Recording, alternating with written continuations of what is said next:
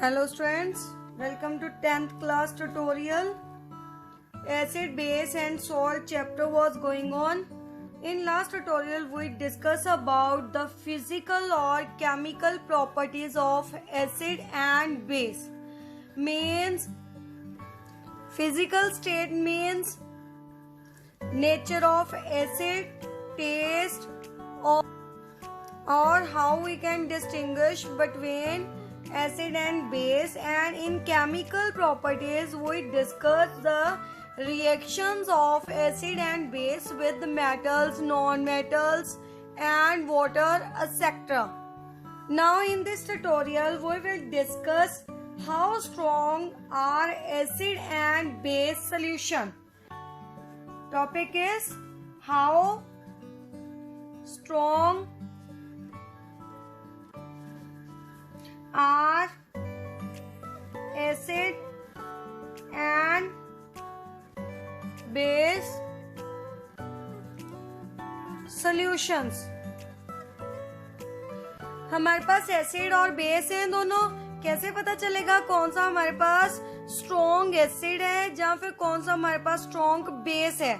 Last में तो just हमने डिस्टिंक्शन की थी कौन से हमारे पास एसिड है, कौन से हमारे पास बेस है, with the help of a litmus paper.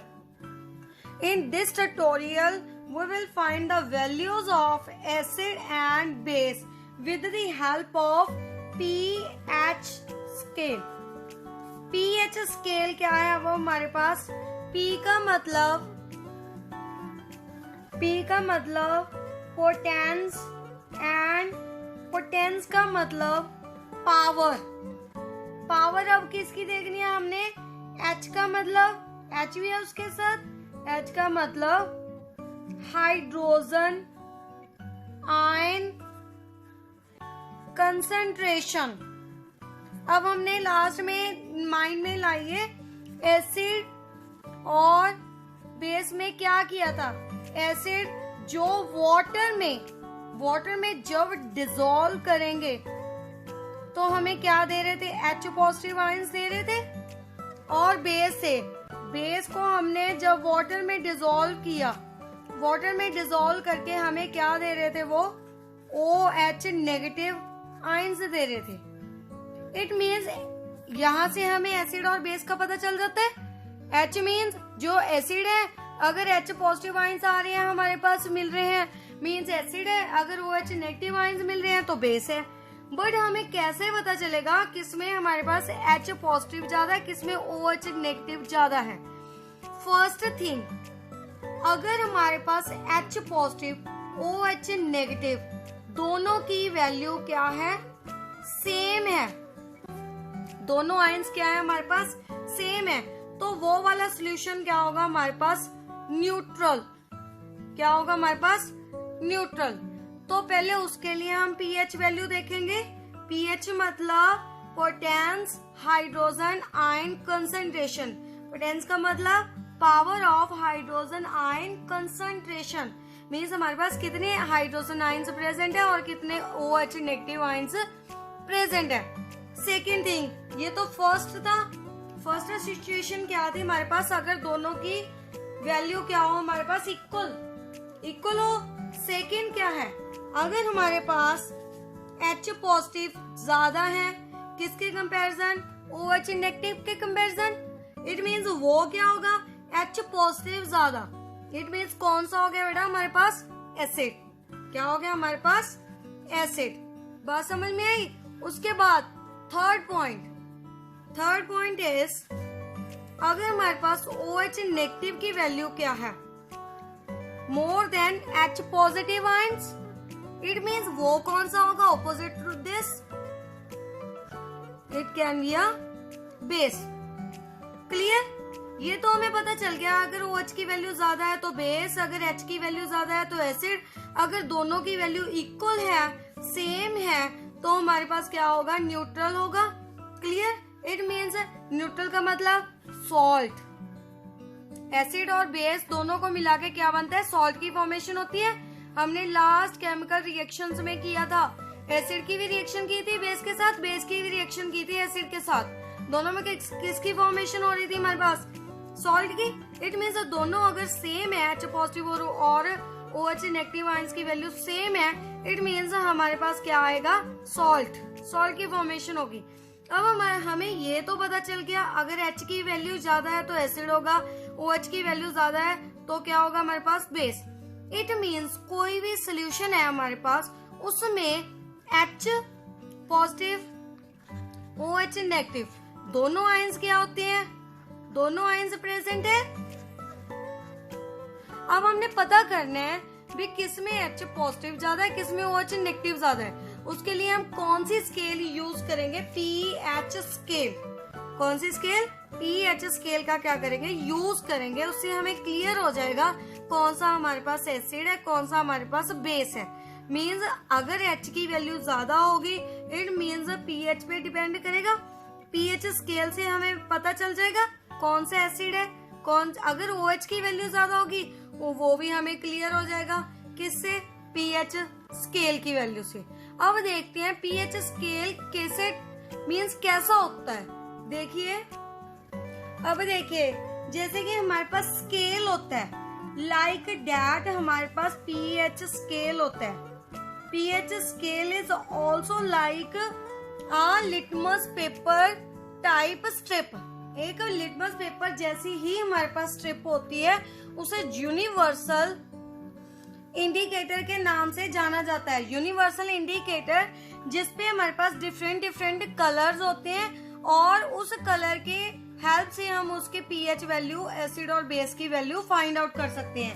pH scale देखिए 0 से स्टार्ट होगा, अप टू इसकी वैल्यू होगी हमारे पास 14 तक। 0, 1, 2, 3, 4, 5, 6, 7, 8, 9, 10, 11, 12, 13, 14।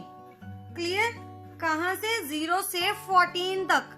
और जो हमारे पास सेंटर वाली वैल्यू है 7, वहां पे हमारे पास सोल्यूशन क्या होगा, न्यूट्रल। न्यूट्रल की बात आपने अभी अभी की है ना सॉल्ट के लिए, मीन्स जिसमें H पॉजिटिव और OH नेगेटिव की वैल्यू क्या होगी, सेम। H पॉजिटिव और OH नेगेटिव क्या होंगे, आयंस क्या होंगे, सेम अमाउंट में। बात समझ में आई। उसके बाद आगे और पीछे देख रहे हैं, मीन्स जिसकी वैल्यू 7 से कम होगी वो हमारे पास एसिड होंगे या बेस होंगे, और जिसकी वैल्यू ज्यादा होगी वो क्या होंगे। पहले तो आगे वाले देखिए, अगर वैल्यू हमारे पास pH वैल्यू लेस देन 7 है तो हमारे पास क्या होंगे, एसिडिक इन नेचर। वैल्यू 7 से जितनी ज्यादा कम होगी उतनी ज्यादा उसकी एसिड नेचर क्या होगी, लार्ज होगी। Means value of pH less and acidic character क्या होगा, large. Means we can say more is acidic character. It means last में ऑपोजिट हो गया। अगर हमारे पास pH वैल्यू क्या है, ग्रेटर देन 7 है, इट मीन्स वो क्या होंगे हमारे पास, बेसिक इन नेचर। जिसकी वैल्यू pH 14 होगी वो क्या होगा, सबसे ज्यादा बेसिक इन नेचर। कौन सा होता है हमारे पास, NaOH। क्या है हमारे पास, NaOH, सोडियम हाइड्रोक्साइड बेस। उसके बाद एसिडिक वैल्यू जिसकी 1 होगी, pH is equal to 1 will be a more strong acid। कौन से हमारे पास, HCl। HCl क्या होता है, सबसे ज्यादा स्ट्रॉन्ग क्या होता है हमारे पास, एसिड होता है। एंड सबसे ज्यादा स्ट्रॉन्ग बेस कौन सा हो गया हमारे पास, NaOH। बहुत सारे क्वेश्चन इस पे रिलेटेड आ जाते हैं। अगर इसकी वैल्यू 14 है तो क्या है हमारे पास, बेस है या हमारे पास एसिड है, और स्ट्रॉन्ग बेस है या फिर वीक बेस है। बहुत से रिलेटेड क्वेश्चन इससे एग्जाम में आ जाते हैं, सो ध्यान से समझिए। उसके बाद देखिए हमारे पास टैप वाटर है। अब हमें पता है वाटर क्या है, एक्चुअल में वाटर न्यूट्रल है। न्यूट्रल है तो इसकी वैल्यू कितनी होनी चाहिए हमारे पास, 7 होनी चाहिए। बट अब हमने टैप वाटर लिया है। टैप वाटर मीन्स इसमें कुछ ना कुछ क्या हो सकती है, इम्प्योरिटीज हो सकती है, इम्प्योरिटीज प्रेजेंट हो सकती है, ये तो पॉसिबिलिटी होगी। इट मीन्स उसमें एसिडिक भी हो सकता है, बेस भी हो सकता है, डिपेंड करता है। सो टैप वाटर की वैल्यू कभी भी प्रॉपरली हमारे पास 7 नहीं हो सकती। 7 का मतलब न्यूट्रल, ना वो एसिड है ना वो हमारे पास बेस है। टैप वाटर मीन्स उसमें कुछ ना कुछ हमारे पास हो सकता है, एसिडिक इम्प्योरिटीज ज्यादा हो सकता है, बेसिक इम्प्योरिटीज ज्यादा हो। क्लियर? इट मीन्स कोई भी टैप वाटर की वैल्यू हमारे पास 7 नहीं होगी। तो किसके बिटवीन हो सकती है हमारे पास टैप वाटर की वैल्यू, 6.9 टू 7.1 के बिटवीन। क्लियर? बात समझ में आई? टैप वाटर की वैल्यू किसके बिटवीन होगी, 6.9 टू लेके 7.1 के बिटवीन। उसके बाद आ जाइए डिस्टिल्ड वाटर। डिस्टिल्ड वाटर देखिए, डिस्टिल्ड का मतलब डिस्टिल्ड वाटर को हम मोस्टली लैब में प्रैक्टिकल के टाइम में हम यूज करते हैं, जिसका मतलब है प्योर फॉर्म। जैसे प्योरिफाइड वाटर होता है वैसे हमारे पास डिस्टिल्ड वाटर है, जिसमें इम्प्योरिटीज क्या होती हैं, हम कम से कम होती हैं, इम्प्योरिटीज रिमूव हो जाती हैं। तो डिस्टिल्ड वाटर की यहाँ पे वैल्यू कितनी होगी हमारे पास, 7। बात समझ में आई? टैप वाटर की वैल्यू हमारे पास 7 नहीं होगी। क्यों? क्योंकि उसमें कुछ ना कुछ हमारे पास इम्प्योरिटीज क्या है, प्रेजेंट है।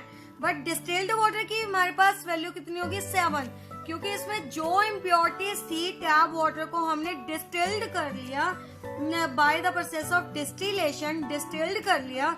डिस्टिल्ड वाटर में इम्प्योरिटीज क्या होगी, रिमूव होगी, तो उसकी वैल्यू हमारे पास क्या होगी, 7।